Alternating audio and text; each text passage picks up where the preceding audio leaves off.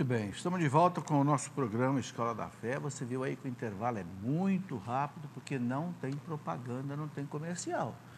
Como é que essa televisão vive 24 horas no ar, uma despesa que gira em torno aí de 20 milhões de reais por mês? É muito dinheiro, mas perto das outras televisões é bem pequeno, né? Porque aqui ninguém tem salários altos, ninguém tem cachê, ninguém tem nada. Os artistas da televisão não são remunerados, né? Então, é um custo bem reduzido em comparação com as outras televisões, mas assim mesmo é dinheiro, e esse dinheiro que só chega na Canção Nova por doação. Doação de você que acompanha a Canção Nova, que assiste às missas, às palestras, pregações, como isso o Scott Hahn, que vem lá e você recebe pela televisão. Entende? Então, a Canção Nova pede a você, nós pedimos a você, faça a sua contribuição. Agora, eu queria pedir uma coisa muito séria: faça a sua contribuição de maneira permanente, porque o maior problema da arrecadação da Canção Nova, sabe qual é? É o sócio inativo. O que é o sócio inativo? Ele começa a pagar, depois ele para. Sabe o que acontece muitas vezes? O brasileiro é muito intempestivo, né? Às vezes ele assiste uma palestra na Canção Nova, uma missa, ele é tocado, ele se converte, vou contribuir com a Canção Nova. Daqui a pouco ele para. Entendeu? Deus não gosta disso. Se você parou porque você não tem dinheiro, está com dificuldade, ótimo. Deus te abençoe. Mas se você parou por displicência, o que Jesus disse? Quem é fiel no pouco lhe será dado muito. Quem é fiel no pouco, quem é perseverante. Então eu queria pedir a você o seguinte: você que não é sócio da Canção, ou você que já é sócio contribuinte, mantenha a sua contribuição. Claro, se você entrou numa dificuldade financeira, não pode pagar, para, a Canção Nova entende e vai rezar por você, entende? Mas é para salvar almas, é para construir o reino de Deus, é para edificar a igreja, é para dar glória a Deus. Deus vai te agradecer por isso e vai te abençoar, não tenha dúvida disso. Muito bem, eu queria lembrar que de 24 a 26 de abril, aqui na comunidade de Canção Nova, nós vamos ter o acampamento Curados para Amar. Está aí. O João com a Maria Luísa estavam falando de cura, né? Está aqui, olha. Vamos ter aqui a participação do diácono Nelson Correia, Márcio Mendes, Nazaré Araújo, Padre Reginaldo Manzotti, bem conhecido, né? Padre Anderson, aqui da Canção Nova, Anderson Marçal, Padre Adriano Zandoná, Padre Arlon Christian, daqui da Canção Nova, o Eugênio Jorge, que é um dos maiores cantores de música religiosa do Brasil, e o Ministério de Música da Canção Nova. Informações pelo telefone 12 31 86 2600, ou então você pode acessar aí eventos.cançãonova.com, você vai ter essas informações também. 24 a 26 de abril, ok? Você poderá participar disso aqui. Bom, eu vou começar hoje a tratar do terceiro sacramento aqui, a confissão, a penitência.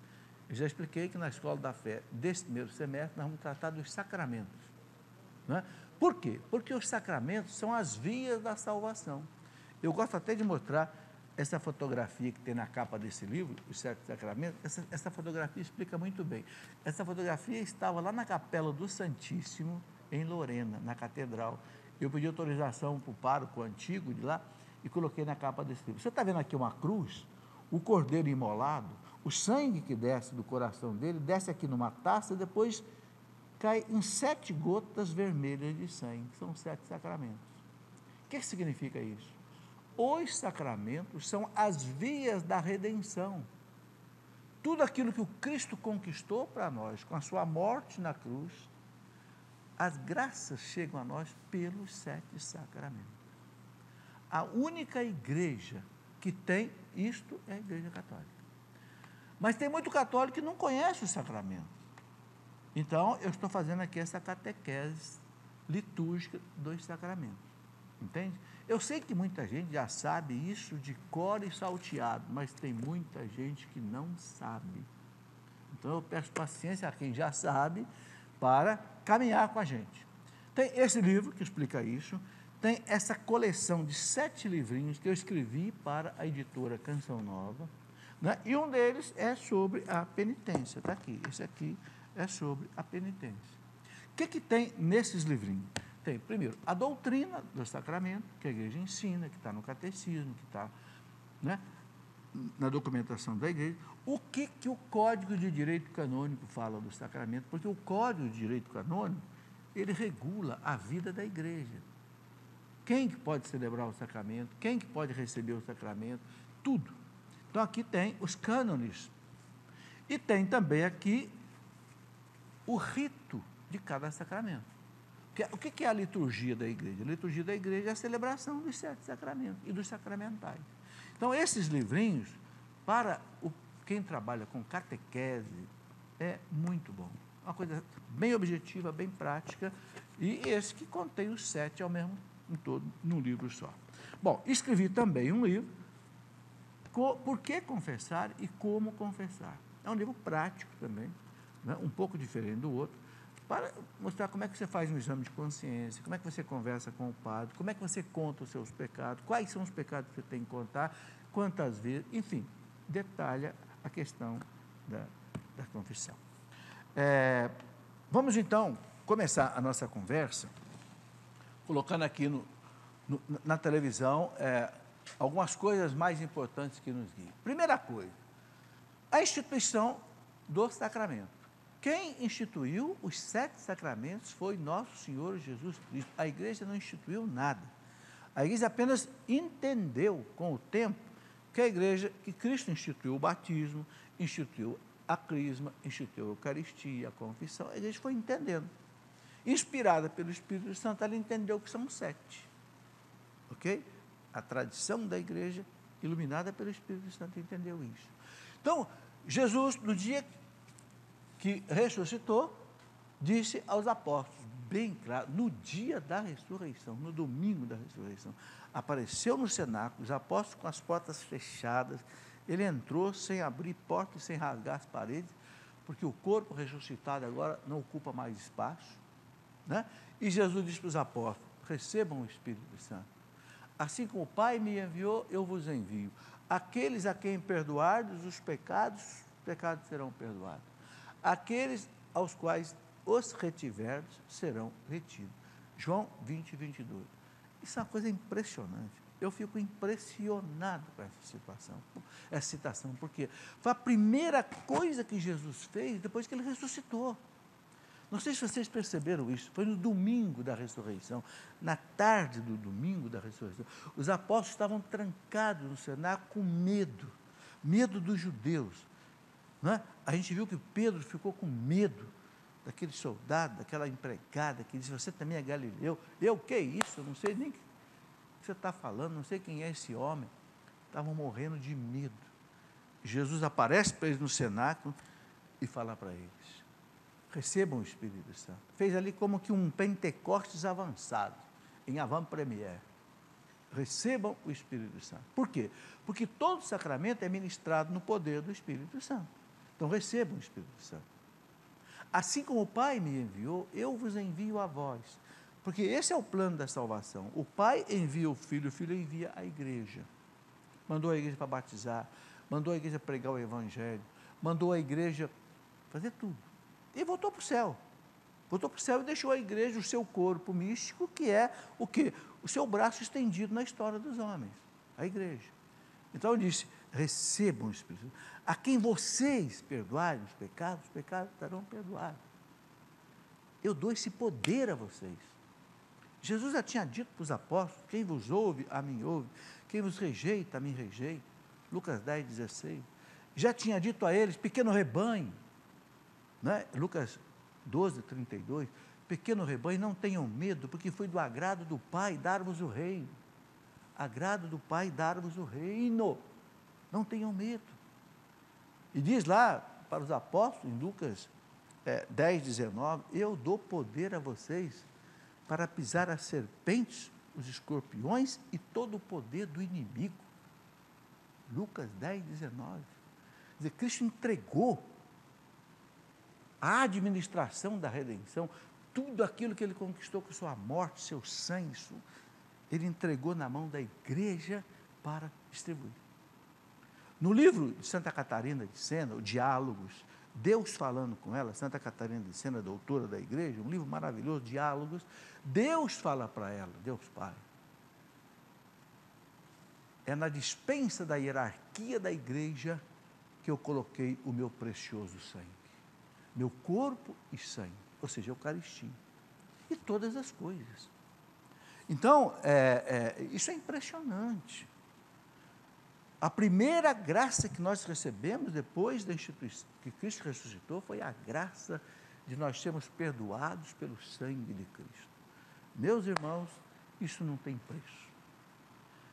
O padre, quando nos dá absolvição, para ele é fácil. Fácil em que sentido?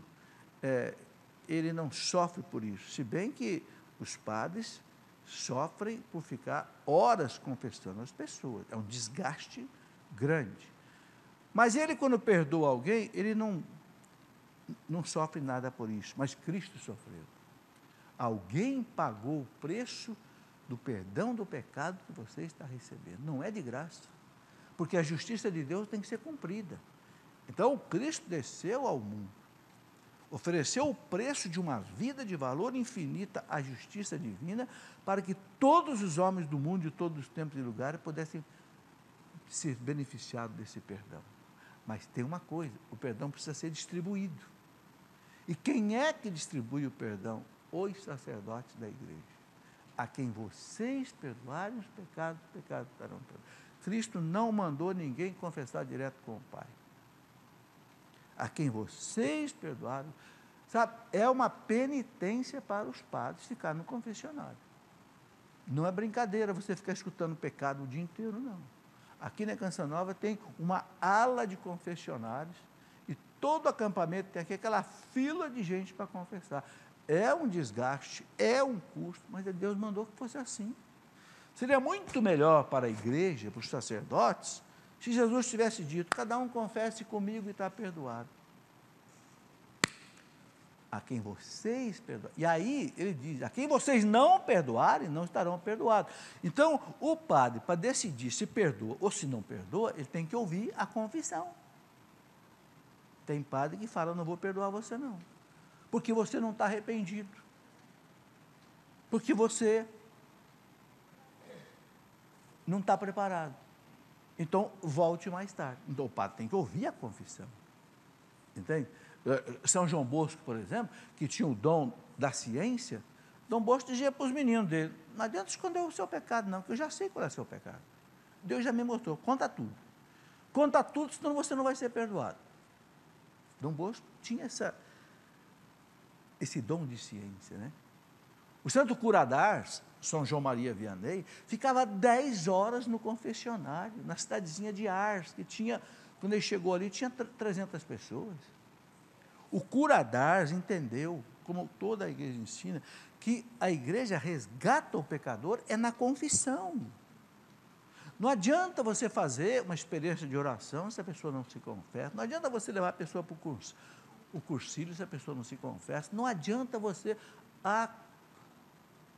O perdão, a reconciliação, o resgate da pessoa para Deus é na confissão.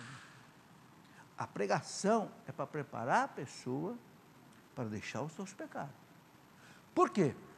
Porque, olha aqui, está escrito aqui, João 1,29, quem é Jesus? É o Cordeiro de Deus que tira o pecado do mundo. Deus encarregou São João Batista de ser o precursor de Jesus. Precursor é aquele que vai à frente, né? Quando você, o presidente, o governador vai chegar numa cidade, tem aqueles batedores, né, de moto que vão à frente. Está chegando o presidente aí, está chegando o governador. Então Deus mandou João Batista para ser o precursor de Jesus. Como é que João Batista anunciou Jesus? Ele podia ter anunciado Jesus de muitas maneiras. Ele podia ter anunciado Jesus como o salmista dizia, esse é o mais belo dos filhos dos homens. Ou então, esse é o esperado das nações. Esse é o filho bendito de Deus. Não, João Batista foi no alvo. Ele é o Cordeiro de Deus que tira o pecado do mundo. E onde é que tira o pecado do mundo? Na confissão. Primeiro no batismo, né? O batismo é o primeiro sacramento que apaga todos os pecados, inclusive o pecado original. Mas Deus sabe que a gente é fraco, a gente cai de novo. Então, a confissão é como que um segundo batismo, que não vai mais apagar o pecado original, que já está apagado, vai apagar os pecados pessoais. Então, Jesus veio como Cordeiro de Deus que tira o pecado do mundo.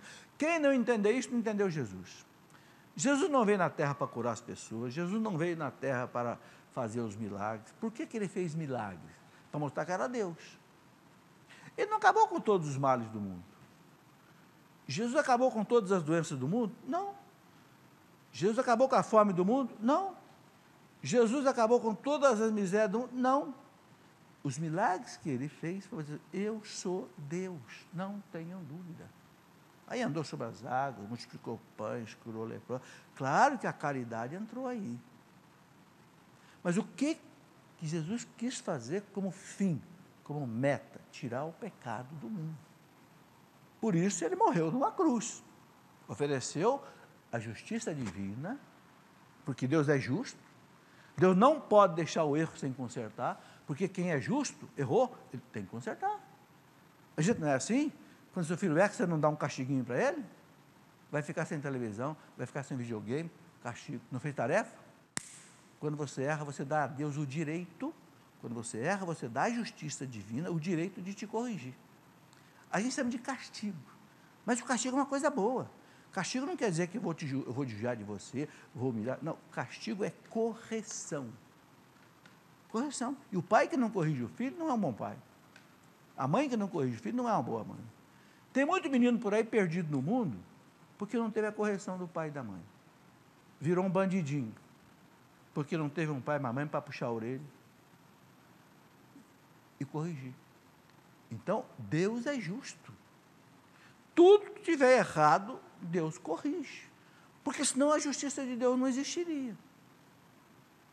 Então, para que a justiça de Deus fosse satisfeita, alguém tinha que pagar o preço do nosso pecado. Cristo pagou. Na cruz. Ofereceu a Deus uma vida de valor infinito. O Catecismo da Igreja diz que ainda que o homem mais santo morresse na cruz, não adiantava nada. Porque seria um sacrifício humano, limitado, que não seria suficiente para satisfazer a justiça divina maculada pelos nossos erros. E essa expressão, o Cordeiro de Deus, é muito bonita. Não sei se já viram no livro do Levítico, da Bíblia. O que é o Cordeiro de Deus? Era aquele cordeirinho que no templo de Jerusalém, todo dia, o sacerdote judeu sacrificava às 6 da manhã e às 6 da tarde. Um cordeirinho de 1 ano sem defeito. Para quê? Para que de 6 da manhã às 6 da tarde, que era o dia do judeu, o judeu não contava a noite. Ele contava o dia. A noite para ele eram 4 vigílias, mas o dia era de 6 da manhã às 6 da tarde. Então, para que os pecados do povo fossem perdoados por Deus nesse período do dia, então às 6 da manhã, às 6 da tarde, eles sacrificavam um cordeiro e ofereciam o sangue do cordeiro a Deus. Porque para o judeu o sangue é símbolo da vida. Ok? Os judeus não faziam como os pagãos que ofereciam vidas humanas.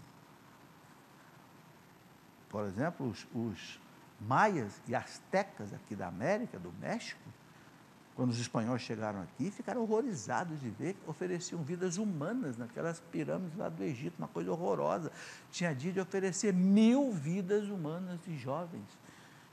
E era uma coisa bárbara. Eu estive lá no México várias vezes, nas peregrinações, deitava o jovem ou a virgem em cima de um altar de pedra no alto da pirâmide do Deus. 4 sacerdotes seguravam e um quinto tirava o coração da pessoa ao vivo e oferecia ao Deus. Depois cortava a cabeça, oferecia ao Deus e jogava o corpo lá para baixo para os antropófagos comerem. Barbaridade, coisa horrorosa. Aqui na América, século XVI. Ainda tem gente que acha que a colonização espanhola que foi ruim. Ave Maria. Não fosse isso, acho que não estávamos gente comendo gente por aí hoje. Os judeus não, eles não ofereciam vítimas humanas, ofereciam o cordeirinho. Então, João Batista diz, este é o Cordeiro de Deus, o verdadeiro Cordeiro de Deus. Aquele oferecido no templo é apenas uma prefiguração do verdadeiro Cordeiro de Deus que tira o pecado do mundo, arranca o pecado do mundo com a sua morte. Gente, agora, no batismo e na confissão, é onde esse sacramento, esse sangue de Cristo, essa vida do Cristo oferecido, arranca o teu pecado. Entendeu? Por isso que a igreja nunca abriu mão do sacramento da confissão. Né? Muito bem, continua aí, passa para nós o próximo slide. O Catecismo da Igreja diz o seguinte, no parágrafo 1497, o Catecismo diz assim: a confissão individual, não é comunitária, individual, e integral dos pecados graves, integral quer dizer, não pode esconder nada, dos pecados graves, pecados que a gente chama de mortais, tá? Seguida da absolvição do sacerdote, continua sendo o único meio ordinário aos meios extraordinários da misericórdia de Deus, de reconciliação com Deus e com a igreja. Olha que coisa interessante, a reconciliação não é só com Deus, é também com a igreja. Parágrafo 1497 do Catecismo. Por que a gente confessa com o ministro da igreja? Porque o pecado fere a igreja. Entende? Eu machuco a igreja é o corpo de Cristo. São Paulo diz, nós somos membros de Cristo. Quando você corta um dedinho da mão, o corpo inteiro fica incomodado, não fica? Fica. Você tem uma dor de cabeça, o corpo inteiro sofre. Então, se você peca, a igreja inteira sofre. Se você se santifica, a igreja inteira se levanta. Então, quando você confessa com o ministro, qual é o sentido da confissão com o ministro? Você vai pedir perdão à igreja também. O pecado mortal rompe você com a igreja, assim como rompe com Deus. Então, a absolvição, o que é? Reata você com Deus e com a igreja. Ah, mas o que é o pecado grave? O Catecismo da Igreja explica. O pecado grave, o pecado mortal, é aquele pecado que tem uma matéria grave. O que é a matéria grave? É alguma coisa grave. É diferente, por exemplo, você roubar uma canetinha Bic de alguém e você roubar 100 mil reais, ou R$1.000, ou roubar alguma coisa que vai fazer falta para a pessoa, ou você fazer corrupção lá na sua cidade, lá no mensalão, no petrolão, arrancando o dinheiro dos pobres, que devia ser para a saúde, para a doença, para a educação, para o saneamento, e você põe no seu bolso. E essas pessoas todas vão ter que sentar no tribunal de Cristo e prestar conta disso. Eu fico arrepiado só de pensar nisso. Não existe mais temor de Deus? Meu Deus, se eu pegar R$10 que não é meu, eu fico preocupadíssimo, porque eu vou ter que prestar conta ao tribunal de Cristo. São Paulo fala, 2 Coríntios 10, capítulo 10, São Paulo diz, nós vamos sentar diante do tribunal de Cristo. Vamos ser agraciados pelo bem que nós fizemos e vamos ser chamados à responsabilidade pelo mal que nós fizemos. O problema do mundo é isso, gente, falta temor de Deus. E temor de Deus não é medo de Deus, é amor a Deus. E quem tem amor a Deus tem amor ao próximo, então não rouba, não destrói. Só vai acabar a corrupção no mundo, não é quando houver todos os processos jurídicos, claro que tem que acontecer. Tem que botar tudo que é ladrão na cadeia, tudo que é assassino na cadeia, tudo que é, sei lá, tem que pôr. Mas a corrupção não vai acabar assim, só isso não. A corrupção só vai acabar quando o pecado for tirado do coração do homem. Entenderam? Não adianta só encher as ruas de polícia, não adianta só encher os tribunais de advogados e de promotores. Claro, isso tudo é necessário. Eu não estou dizendo de jeito nenhum que não seja necessário. Mas a cura absoluta das feridas da sociedade só vão acontecer o dia que o pecado for arrancado do coração dos homens. Aí não haverá mais mal sobre a face da terra, porque nós vamos nos respeitar, por amor a Deus. Então, é muito importante isso. O Catecismo da Igreja, eu faço até questão de ler aqui, o Catecismo da Igreja, no parágrafo, eu até marquei aqui, 1400 e... Quer ver que eu marquei aqui? Eu quero ver o número para eu não errar. 1488, o Catecismo da Igreja diz uma coisa impressionante. Ele diz assim, eu vou ler para você. Aos olhos da fé, 1488, aos olhos da fé, Nenhum mal é mais grave que o pecado. Nenhum mal é mais grave que o pecado. Não existe nada no mundo, nem terremoto, nem cataclisma, pior do que o pecado. E ele diz assim: e não tem consequências piores para os próprios pecadores, primeiro para o próprio pecador, para a igreja e para o mundo inteiro. Não tem coisa pior. Por isso que Jesus veio para quê? Para tirar o pecado do mundo. Ele tira o pecado do mundo como? No batismo e na confissão. Entende? A igreja, então, exige isso que o catecismo coloca aqui, que a confissão seja integral, onde a pessoa conte todos os seus pecados graves. Claro que os pecados pequenos, a gente às vezes nem lembra. As mentirinhas, as faltas de atenção, as pequenas faltas de caridade. O pecado venial, a igreja ensina que a gente apaga na própria comunhão que a gente faz. Quando você entra na igreja e você molha o dedo lá na água benta e você faz o sinal da cruz, peça perdão dos seus pecados, que os pecados veniais são perdoados ali. Também no ato penitencial. Até os pecados graves são perdoados, mas você precisa confessar. O pecado grave, aí precisa confessar. Entende? Mas eu vou confessar como? Vai e conta para o padre. Depois eu vou passar aqui ainda uma sequência de como a gente deve confessar. Pode passar, Fernando. Reconciliação com a igreja, a disposição para a confissão. Então, o que é preciso para uma boa confissão? Primeiro, um bom exame de consciência. Claro, os padres da igreja, os ministros, aconselham que a gente faça o exame de consciência toda noite, antes de dormir. E tem gente que gosta até de escrever: hoje eu cometi esse pecado. Por quê? Porque chega no final do mês ou no final da semana, ele junta tudo e se confessa. Né? Então, o exame de consciência é muito importante. A gente não pode chegar e já vai confessando assim. Não, tem que preparar. Tem que pedir ao Divino Espírito Santo para lembrar a gente dos nossos pecados. Porque ninguém gosta de ficar lembrando dos pecados, né? Divino Espírito Santo, ilumina a minha inteligência, a minha memória, para que eu lembre dos meus pecados. Aí você pode fazer um exame de consciência baseado, por exemplo, nos 10 mandamentos. O que eu feri nos 10 mandamentos? Ou os pecados capitais. Esses livrinhos que eu mostrei aí, tem algumas fórmulas de exame de consciência. Se quiser, pode até escrever. E chega diante do padre: ó, padre, fiz isso, fiz isso. Então, o exame de consciência é uma coisa muito importante. Porque senão, você vai confessar e não lembra. E aí, como é que faz? Entendeu? Não fica bem, né?